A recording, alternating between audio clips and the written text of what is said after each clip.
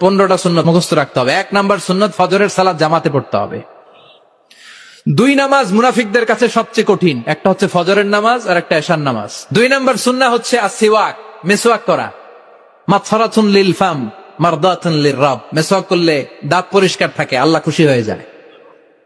বিষ্ণু বলেছেন যদি আমার উম্মতের জন্য কষ্ট না হতো প্রত্যেক নামাজের আগে মেসওয়াক করা আমি ফরজ করে দিতাম। মেসওয়াক ছিল বিশ্বনবীর জীবনের শেষ আমল। এই মেসওয়াক করে বিশ্বনবী শেষ নিঃশ্বাস ত্যাগ করেছেন। বিষ্ণু বলতেন নি'মা সিওয়াকিয়া যাইতুন ফাইন্নাহু সিওয়াকি ওয়া সিওয়াকুল আমবিয়া মিন ক্বাবলি।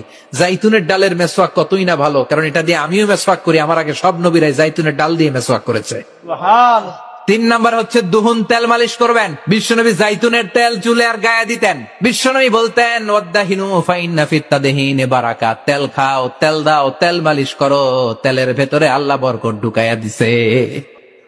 4 নম্বরে আত্তিব, জুমার দিনে সুগন্ধি লাগিয়ে যাওয়া সুন্নাত।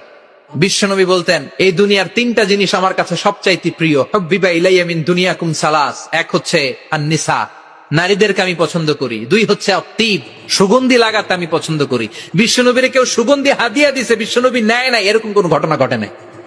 আল্লাহু আকবার। আবার বিশ্বনবী বলতেন আরবাউন মিন সুনানিল মুরসালিন।